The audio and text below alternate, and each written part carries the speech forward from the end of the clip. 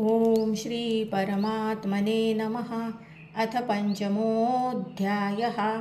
अर्जुन उवाच सन्न्यासं कर्मणां कृष्ण पुनर्योगं च शंससि यच्छ्रेय एतयोरेकं तन्मे ब्रूहि सुनिश्चितं। श्रीभगवानुवाच सन्न्यासः कर्मयोगश्च निःश्रेयसकरावुभौ तयोस्तु कर्मसन्न्यासात् कर्मयोगो विशिष्यते। ज्ञेयः स नित्यसन्न्यासी यो न द्वेष्टि न काङ्क्षति निर्द्वन्द्वो हि महाबाहो सुखं बन्धात् प्रमुच्यते।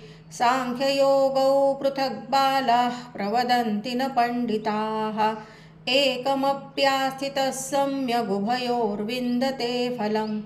यत्साङ्ख्यैः प्राप्यते स्थानं तद्योगैरपि गम्यते।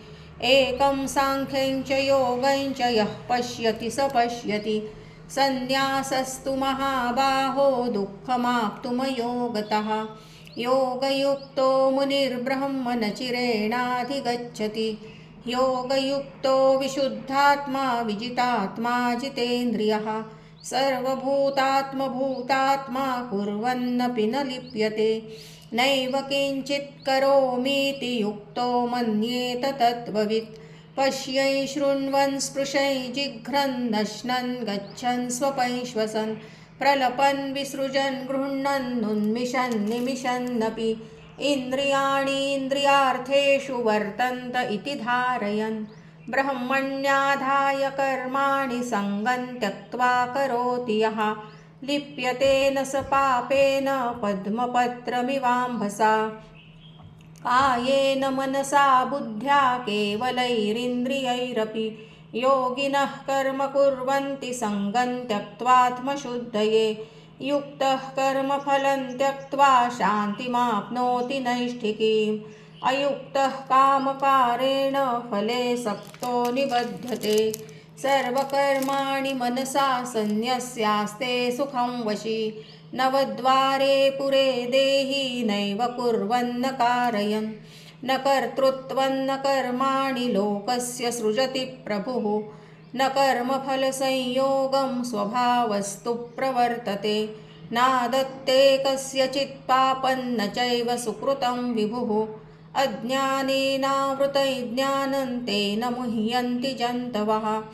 ज्ञानेन तु तदज्ञानं येषान्नाशितमात्मनः तेषामादित्यवज्ञानं प्रकाशयति तत्परं तद्बुद्धयस्तदात्मानस्तन्निष्ठास्तत्परायणाः गच्छन्त्य पुनरावृत्ति ज्ञाननिर्धूतकल्मषाः। विद्याविनयसम्पन्ने ब्राह्मणे गविहस्तिनि शुनि चैवश्वपाके च पण्डिताः समदर्शिनः इहैव तैर्जितः सर्गो येषां साम्ये स्थितं मनः। निर्दोषं हि समं ब्रह्म तस्माद् ब्रह्मणि ते स्थिताः।